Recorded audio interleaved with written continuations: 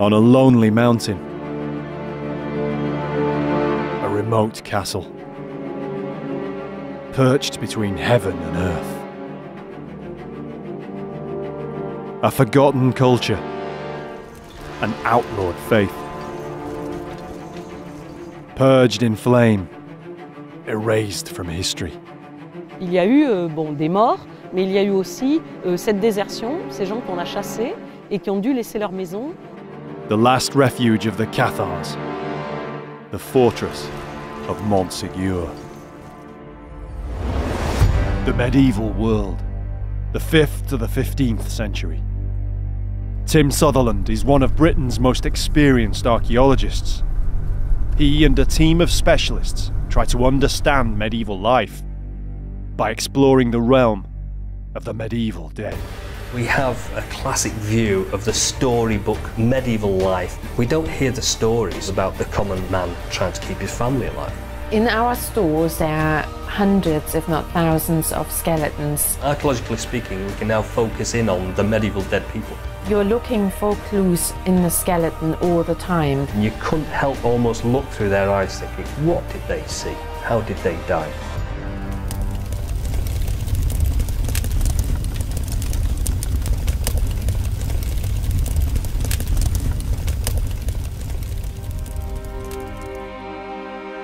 The Midi-Pyrenees, the southernmost limit of France.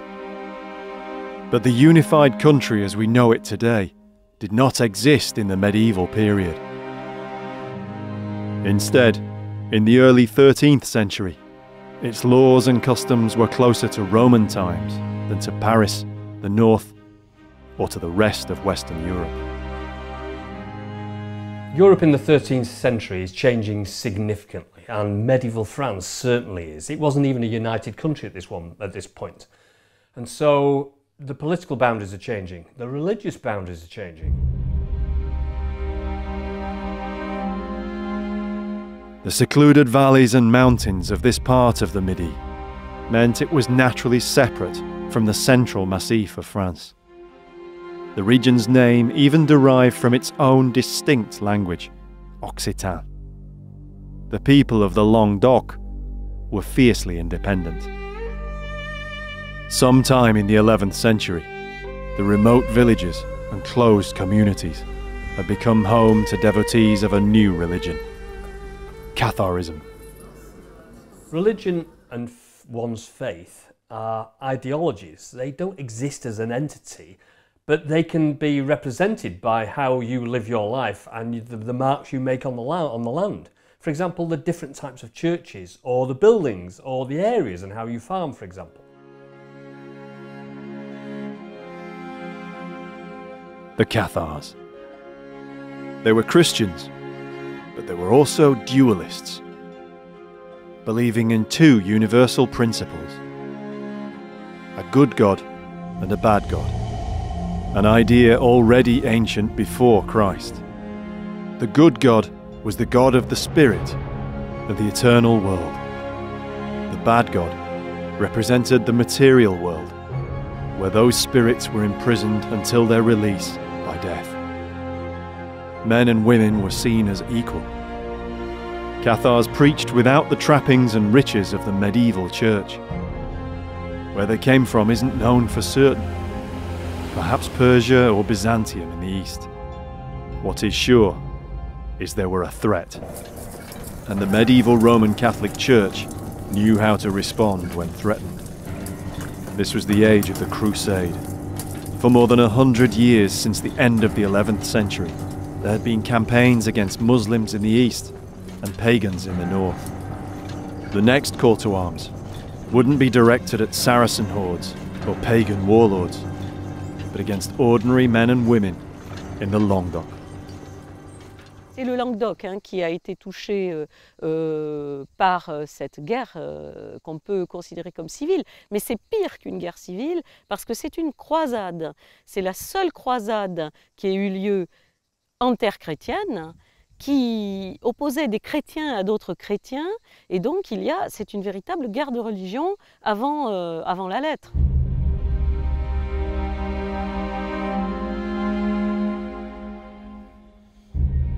When you consider it as a crusade against your own people, then that must have been traumatic at every level. Because of course, you could have a different doctrine to your family or friends or locals. And of course, it's easy to ostracise somebody locally, just throw them out of the village. But when it becomes a huge area of the south of France, then of course it takes up a national interest. In 1209, an army largely of northern French was led by Simon de Montfort into the Languedoc, bent on exterminating the heretic Cathars. It became known as the Albigensian Crusade. Castles were sieged, villages sacked. Some Cathars had the chance to recant. Most were burned alive as heretics. At Béziers, the whole town was destroyed, and its entire population of more than 15,000 people massacred, whether they were Cathar or not. The Crusaders then attacked the major city of the region, Carcassonne. It's one of the icons of the medieval age. Though it was heavily restored in the 19th century, it's still one of the most beautiful walled cities in Europe.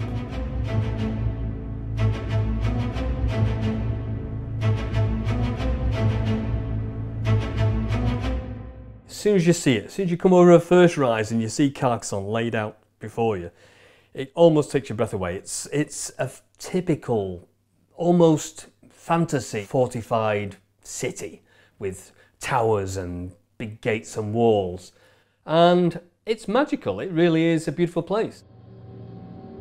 Carcassonne's fortifications were strong, but the city was packed with refugees fleeing the Crusaders. The terror of massacres like Béziers had a useful effect.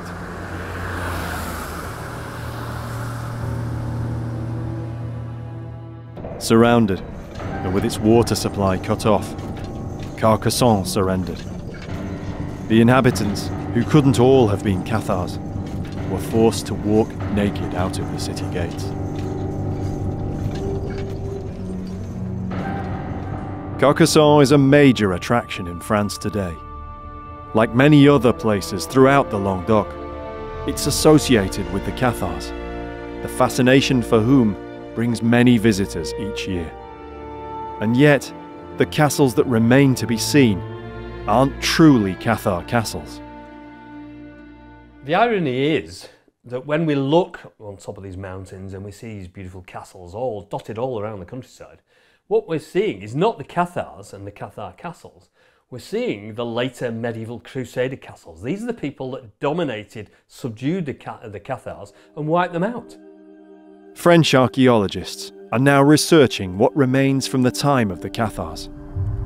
Marie-Elise Gardel has led a team at one site for more than 3 decades.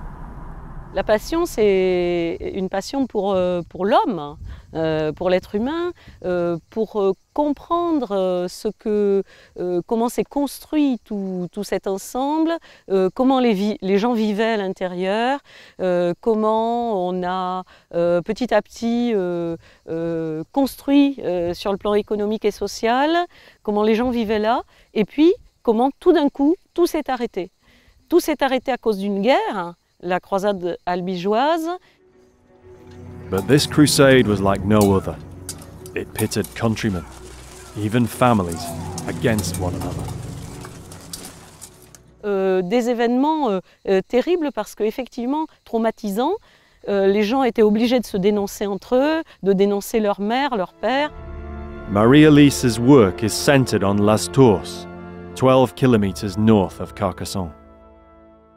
Donc j'ai commencé les fouilles il y a 36 ans, ici, et j'ai commencé à fouiller un château, le château qui s'appelle Cabaret, qui est au nord du site, et à partir de là, j'ai pu avoir une chronologie, une datation du château qui a été construit au XIIIe siècle, au milieu du XIIIe siècle, et abandonné à la Révolution. J'ai donc continué les recherches sur les pentes, et sur les pentes, je me suis rendu compte qu'il y avait un habitat féodal du XIIe siècle qu'on appelle un castrum. The castrum, or fortified village, lay across the access road into the Montagne Noire, important for its iron ore. The defences of Lastos comprised several independent towers. But like Carcassonne, they no longer date back directly to the Cathars. All were rebuilt after they fell to the Crusaders. Marie-Elise studied not just the towers, but the site as a whole, including discoveries underground. Il y avait donc tout un village avec 3 tours qui étaient à mi-pente et non pas sur le sommet. Et nous avons aussi antérieurement un habitat en grotte avec peut-être des grottes fortifiées. Il y a 40 grottes sur ce site et donc on sent bien qu'il y a eu une occupation progressive en fait de la colline. Fortified caves, perhaps where Cathars held out against the Crusaders. L'archéologie médiévale est rare en grotte.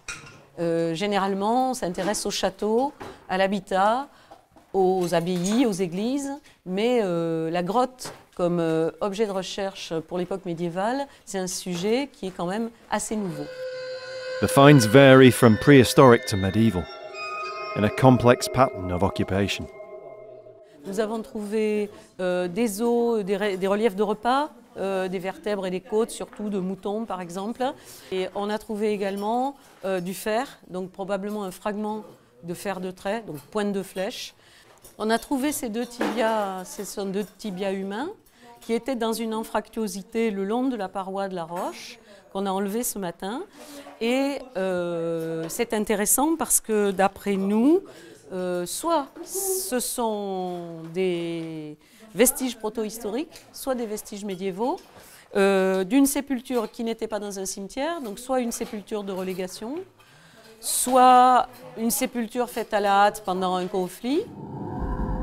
Above the ground, in the shadow of Cabaret, Marie-Elise's team found the remains of the rest of the castrum, an entire Cathar village, buried after it was destroyed in the Crusade. Et donc c'est une seigneurie riche, la seigneurie de Cabaret, qui exploitait tout ce terroir et qui avait implanté ici, au centre du terroir minier, tout un réseau avec des forges, d'autres ateliers certainement, des tailleurs de pierre, des moulins également avec des meuniers, peut-être un début d'artisanat textile. Et c'est toute cette vie qui a été anéantie, je dirais presque du jour au lendemain, par les conséquences de la croisade contre les Albigeois. Frederick Lopp worked with Marie-Elise on the excavations.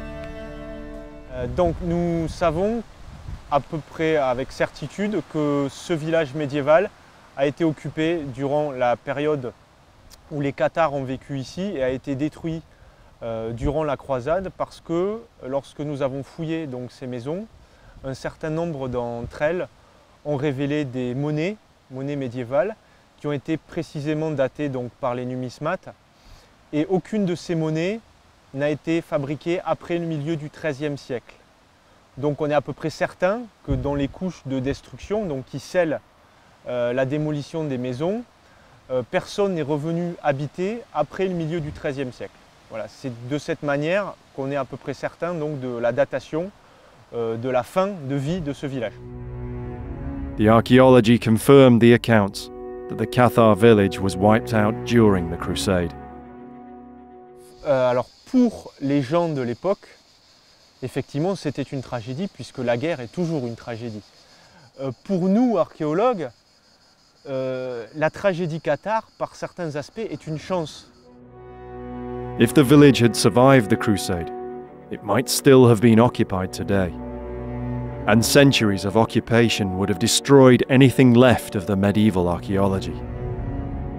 Instead, Frederick and his team were able to form an understanding of the site, how it was 700 years ago.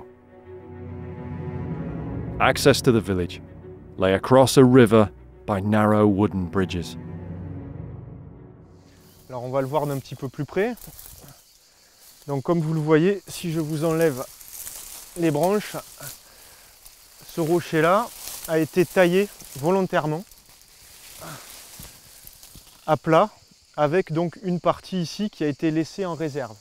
Alors on s'est posé la question de savoir pourquoi, et en réfléchissant, on a très certainement compris qu'une passerelle en bois, donc un pont de bois, franchissait le ruisseau à ce niveau-là, venait s'appuyer sur la partie aplanie, et que pour éviter justement les risques avec les crues du ruisseau et la montée des eaux, qui emportent ou détruisent quelquefois des ponts, ils ont décidé volontairement de laisser cette partie rocheuse pour retenir le pont en bois, et pour ne pas qu'il soit emporté par l'eau. Voilà. Donc c'est ce qui nous fait dire que l'accès d'origine en fait, de cette partie du village se situait au niveau de ce rocher. Et le mur que vous avez derrière au second plan, qui est un mur en pierre sèche, qui n'est pas de mortier, ce n'est pas un mur du Moyen-Âge, il a été construit à l'époque moderne ou contemporaine. Et donc on suppose que l'accès au village montait en fait par cette terrasse-là, hein, et ensuite se perd sous la végétation, puisque cette zone-là n'a pas été fouillée. Donc ici, on se trouve donc dans la partie nord du village médiéval de Cabaret. Donc cet espace a été fouillé dans les années 1990.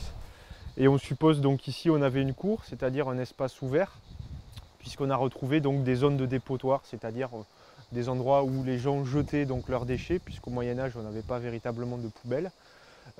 Contrairement à ces deux espaces de part et d'autre qui ont été interprétés comme des maisons. There were also clues about how the village met its end. It was neither destroyed during fighting, nor put to the torch like Béziers. Dans une maison, on a retrouvé un chandelier en bronze, qui est un objet très rare, qui est très finement travaillé et ouvragé. On n'en a retrouvé qu'un seul. C'est un objet certainement très cher qu'on ne laisserait pas chez soi si on pouvait partir tranquillement. Donc il y a autant d'indices qui nous font penser que les gens ici ont été chassés. Alors ils n'ont pas été tués sur place, les maisons n'ont pas été incendiées, on n'a pas mis le feu, puisqu'on n'a retrouvé aucune trace d'incendie dans ces maisons, on les a cassées méthodiquement à la main. Certainement ça a pris plusieurs mois, peut-être plusieurs années. Et donc les gens ont été déplacés, on ne sait pas où, puisque les textes ne nous disent pas clairement où on a amené ces gens. Après non, ils n'ont pas été tués sur place et les maisons n'ont pas été incendiées. Mais on a vraiment beaucoup d'indices qui nous laissent penser à un départ très rapide et précipité pour que le village soit détruit. This was clinical, premeditated, depopulation. Yet for all the differences between Cathar and Catholic in ideology, Marie-Elise found that after 7 centuries in the ground, there's little to separate them in archaeology. L'archéologie cathare n'existe pas. On n'a pas pu, à travers l'archéologie, détecter de différence entre les cathares et les autres, entre les hérétiques et ceux qui pratiquaient la religion orthodoxe. Donc on n'a pas de différence visible.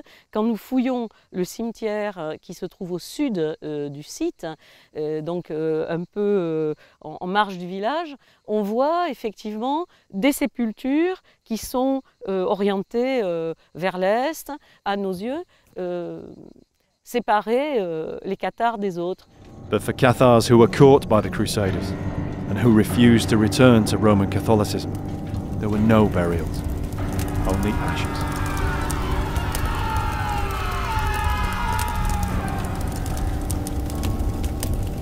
For more than 30 years, the crusade ebbed and flowed. One by one, the remote fortresses of the Languedoc fell. By 1243, only one significant Cathar refuge still remained. 80 kilometers southwest of Carcassonne, atop a limestone precipice over 1,000 meters high, was Montségur. Few places from the medieval world are in their physical location as evocative and spectacular, or in the imagination, so much the subject of legend and folklore. The Knights Templar, the Holy Grail, lost treasures. There are so many myths about Montségur, and one of the problems we have as archaeologists is to separate the fact from the fiction. We need to be really scientific. We've got to be very, very disciplined and find out what the real evidence is, because there is so much other material that's been superimposed upon these stories. Alors la première fois que j'ai entendu parler de Montségur, je ne l'ai pas entendu, je l'ai vu. Et bizarrement, c'était à Paris. J'ai pris le métro et je me souviens que dans le métro de Paris, il y avait un très très grand poster de Montségur. En fait, c'est une affiche publicitaire pour que les Parisiens découvrent l'Ariège. Et il y avait ce château en photo.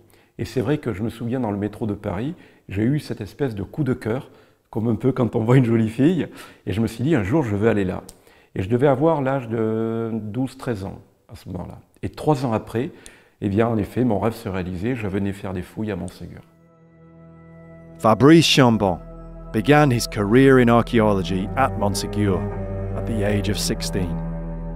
For more than 15 years, he's guided visitors here as a custodian and cultural attaché. Alors la première fois que j'ai vu vraiment Montségur, d'abord j'ai eu le choc de la réalité des lieux, cette montagne comme ça qui se détache sur l'horizon avec ce château par-dessus. C'est vrai que pour moi ça a été quelque chose de vraiment magique. Le village de Montségur, il est particulier parce qu'il a été construit de 1204, il sera abandonné en 1244. C'est-à-dire qu'à Montségur, à l'emplacement de ce village, il n'y avait pas de village avant l'arrivée des Cathares. Et il n'y en aura plus après. Et c'est ce qui fait l'intérêt de cette montagne, pour les archéologues, c'est que quand on fouille ces maisons, on a 40 ans d'occupation. Rien avant et plus rien après. Donc on a une occupation chronologique qui est très resserrée à Montségur, et cette occupation chronologique correspond à la période cathare. Like elsewhere, the Montségur we see today appears as it was rebuilt by the Crusaders and later French kings. In the Cathar period, it looked completely different. The chateau itself was smaller, and all around the peak, defended by successive walls and towers, was a network of many houses and streets, a castrum where the Cathars lived. Et donc on voit bien qu'à l'époque cathare, le village de Montségur, il y a quand même une certaine hiérarchie. On a beau avoir un village de réfugiés, d'exilés, on a quand même des maisons cossues pour les plus importants et des maisons beaucoup plus petites pour les plus humbles. Et d'ailleurs, quand on fouille le village de Montségur, on voit bien que ces maisons s'articulent entre elles par des ruelles, par des passages, et que plus on s'éloigne, d'ailleurs, du sommet de la montagne, et plus on a des petites maisons, comme si les nobles, ou les gens les plus fortunés, occupaient le sommet, et qu'ensuite les plus humbles s'étaient étalés autour. The Crusaders began the siege here in May 1243. Traces still remain from the months of fighting that followed. Donc c'est vrai que Montségur, c'est très curieux de se rendre compte qu'on marche encore sur un champ de bataille du XIIIe siècle. Quand il pleut, parfois, eh bien on a la chance, encore aujourd'hui, de trouver parfois un fer de trait, une pointe de flèche. La montagne, encore aujourd'hui, des siècles après, conserve encore les témoignages de ces combats extrêmement vigoureux. Ça, c'est unique. In the 1960s, cavers on the south side of Montségur found 2 human skeletons. To date, they're the only bodies ever found here. Ici, nous sommes devant les 2 sépultures qui ont été trouvées sur le POC de Montségur. En fait, ces sépultures humaines donc, ont été trouvées par des spéléologues dans les années 1960. Au fond d'une grotte de plus de 20 mètres de profondeur, on a retrouvé ces restes d'un homme et d'une femme âgés d'une trentaine à quarantaine d'années. Et ces 2 sépultures ont été trouvées dans cette position-là. Ce qui sous-entend que ce sont véritablement un homme et une femme qui ont été déposés par leurs congénères au fond de cette grotte. Alors, ils sont morts de mort violente, puisqu'on a retrouvé dans leurs entrailles les traces de pointes de flèches, des pointes de flèches que l'on date du milieu du XIIIe siècle, donc de l'époque du siège de 1242, 1243, 44. Et donc, finalement, ce sont les témoignages humains des combats de Montségur.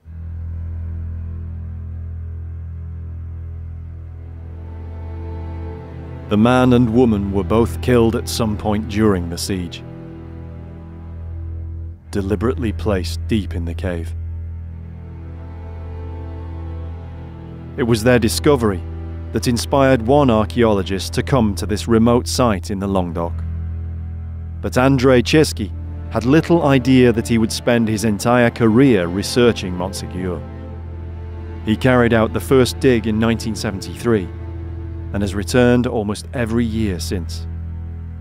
It's his work exclusively that gives us what we know of the Cathars and how they lived here. En tant qu'archéologue, en tant que chercheur, moi je pense que tout ce que l'on trouve, c'est intéressant. Je n'ai pas de préférence particulière. Aussi bien un clou qu'un tesson de peau, qu'une pièce de monnaie, pour moi ça a la même valeur archéologique. Everywhere, he found evidence of the fighting that had brought about the fall of the fortress. Il y a eu des morts, il y a eu du sang partout. Bon, ces traces de combat, c'est quelque chose d'émouvant aussi. Aussi des fragments de côtes de mailles. Voilà, ça on en a retrouvé aussi. Et aussi des petites écailles, c'est-à-dire des petits carrés en fer qui étaient cousus sur un vêtement de guerre.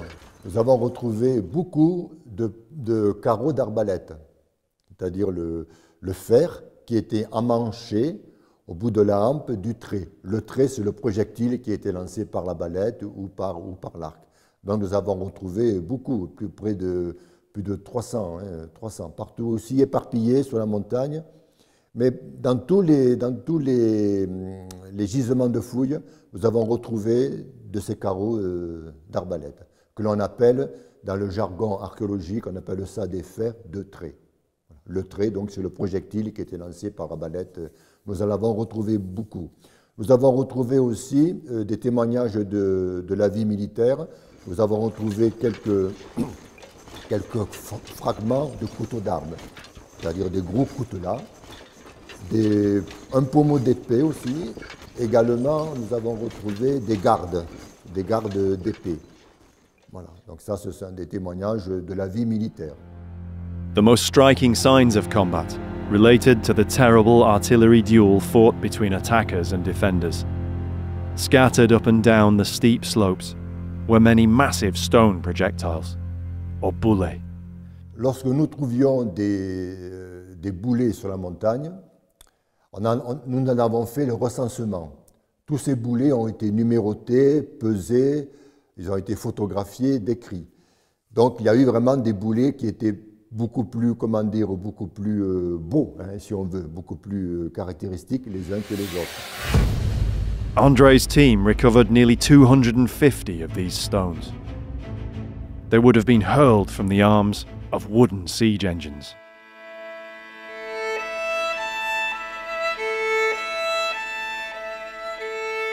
Lorsque nous avons fait nos prospections sur la pente est de la montagne, c'est-à-dire la grande pente qui va vers l'est et qui est très boisée, nous avons retrouvé énormément de boulets qui sont disséminés sur la montagne. The larger stones, thrown by trebuchet siege engines, were used by the Crusader attackers, whose main aim was to destroy the walls, defences, or other buildings. Smaller projectiles were probably from the defenders' war engines.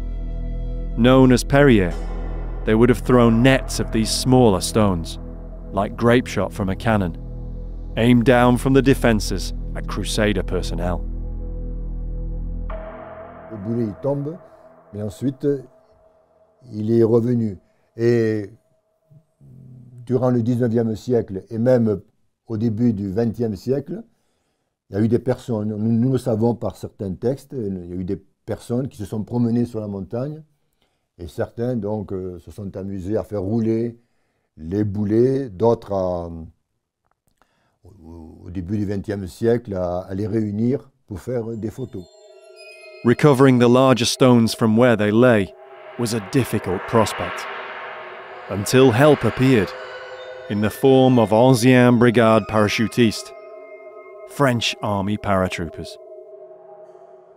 Heureusement, lors d'une promenade un dimanche matin, j'étais monté là-haut sur le site. Bon, je me promenais, je profitais du lever du soleil.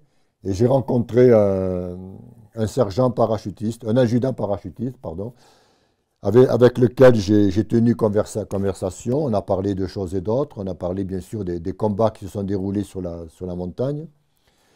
Et je lui ai fait part de notre difficulté à essayer de ramener ce gros boulet qui faisait 96-97 kilos. Et lui m'a proposé, bien aimablement, il m'a proposé donc les services d'une douzaine de soldats du 1er régiment de chasseurs parachutistes de Pamiers. En même temps, ça leur faisait évidemment un entraînement sportif voilà, pour ces soldats. Donc nous avons pris rendez-vous, on s'est parlé longuement au téléphone. Et un mercredi, donc, ils sont venus, après avoir pris rendez-vous, ils sont venus, ils ont stationné au parking, ils sont venus à 12 et ils nous ont aidés à ramener ce gros boulet. Voilà. Donc ici, vous voyez donc, le boulet qu'ils ont mis sur un brancard. Donc il y avait à peu près 6 hommes devant, 6 hommes derrière, et sans s'arrêter, ils ont continuellement ramené, ils ont continuellement monté sans s'arrêter une seule fois, comme une sorte de chenille. 2 étaient devant, 2 passaient derrière, au fur et à mesure, comme ça. Et ils ont ramené ce boulet. On a fait une petite halte à l'intérieur de l'enceinte du château. Voilà, on a pris une bonne bière pour fêter un peu l'événement. Et ensuite, nous l'avons ramené au musée de Montségur. From the distribution of the stones, André believes they're the remains of the final stage in the siege, when the Crusaders had worked their way close enough to shoot over the defences at the Cathar houses directly. En mars 1244, ou vers la fin février 1244, nous savons que les croisés donc, avaient monté des machines de guerre pour bombarder le village de Cathar. By then, it was only a matter of time. The Cathars couldn't hold on against such firepower. Je pense que oui, enfin, l'histoire des Cathars illustre parfaitement l'intolérance qui a toujours régné et qui régnera encore. Hein, on le voit encore de nos jours. Et malheureusement, pour essayer de vaincre cette intolérance, on est obligé encore de se battre, quoi. Et ça, c'est pas normal. Il faut accepter les différences de l'autre, même si ça ne fait pas toujours plaisir, mais tant que ça ne nous fait pas du mal, eh bien, on accepte les différences des autres. Voilà. Et Montségur illustre parfaitement le pouvoir d'un État intolérant.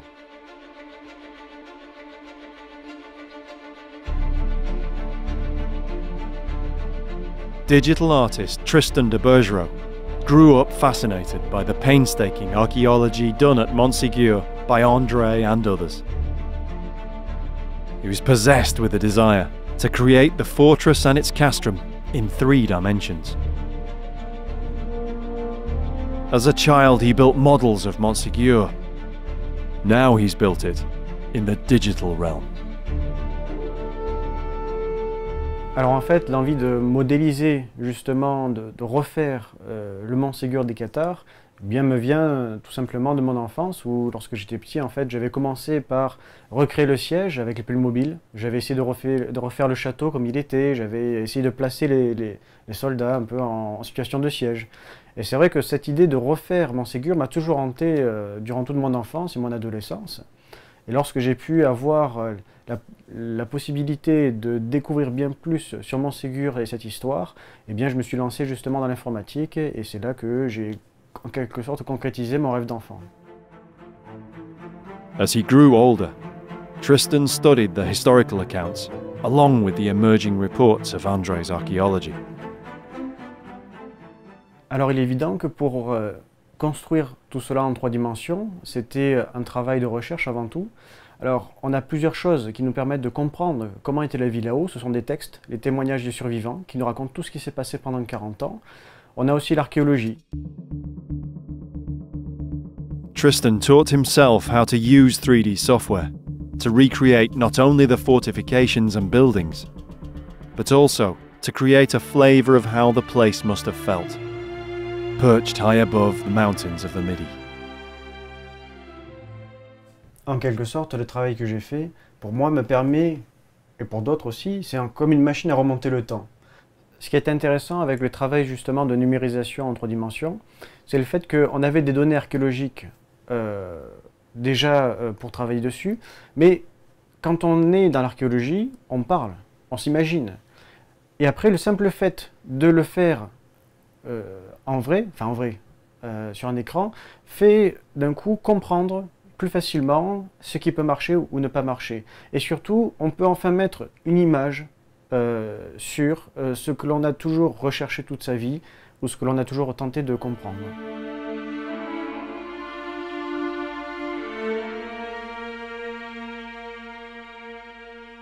Alors en fait, le processus pour pouvoir passer du plan à l'archéologie en 3 dimensions, eh bien, il faut d'abord utiliser les relevés qui ont été faits.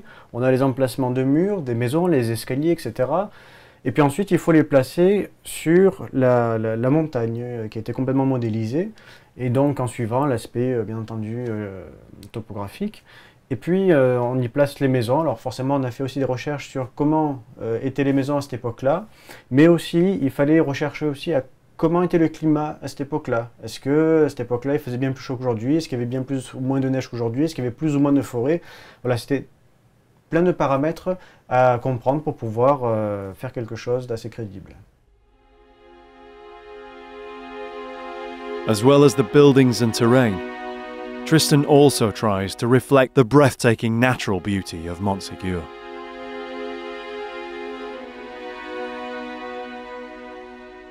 Ce qui fait qu'un jour j'ai voulu recréer une scène comme celle-ci, c'est parce que j'ai assisté à une mer de nuages du haut du château un jour, et c'est à peu près les mêmes conditions climatiques, les mêmes conditions de lumière.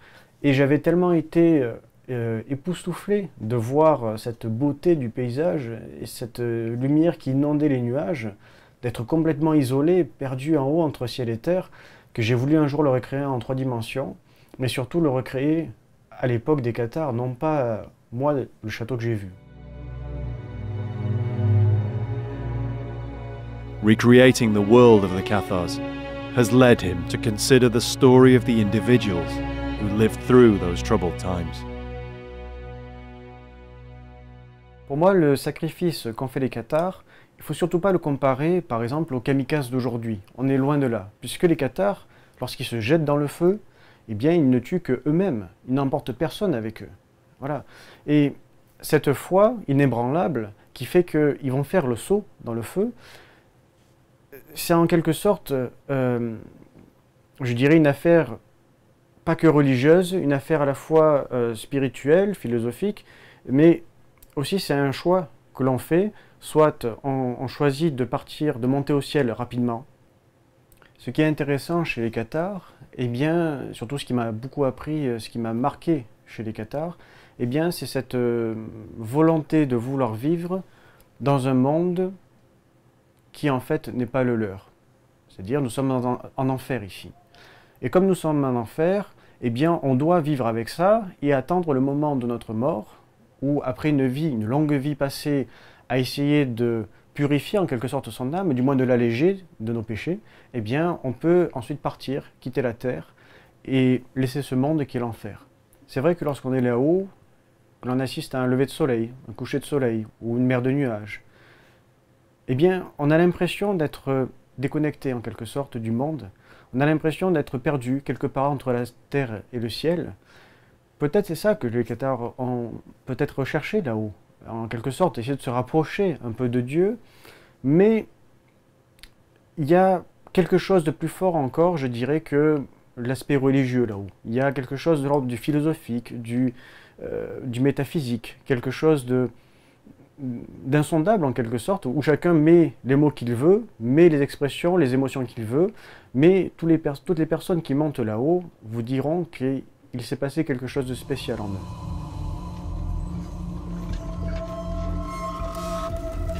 After almost a year under siege, Montségur finally surrendered. Non-Cathars were allowed to go free. The Cathars were offered the chance to recant, but none did. On March the 16th, 1244, they descended the mountain. Some of the non-Cathar soldiers who defended them now went with them to the end. No stakes were required. More than 200 men and women gave themselves willingly to the flames.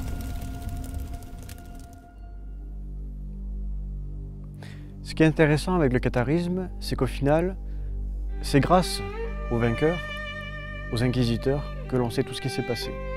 Car c'est eux qui ont retranscrit tout ce que les survivants ont pu dire.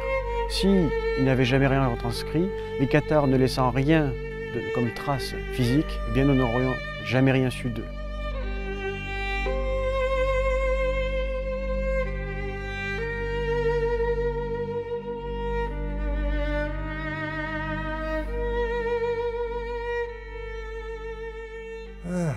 L'histoire de Montségur. C'est une histoire aussi d'une intolérance. Malheureusement, c'est une intolérance. Les personnes qui vivaient là-haut, c'était sûrement les vrais chrétiens, ils se passaient pour être des vrais chrétiens. Et ils ont été pourchassés, ils ont été anéantis, hein, parce qu'après le siège de Montségur, ça a été la fin de la religion cathare. Donc pour moi, c'est une histoire, une navrante, triste histoire de l'intolérance. Et puis aussi, c'est une histoire d'une mainmise sur le sud par le nord. Donc c'est une colonisation, hein, en quelque sorte. Voilà. Et au point de vue archéologique, comme je l'ai dit, donc c'est un des plus riches gisements archéologiques, mais l'histoire mérite d'être racontée quand même. Voilà. C'est une histoire qui est restée très longtemps trouble, qui était un petit peu pas découverte, cachée. Et maintenant, il faut la faire connaître.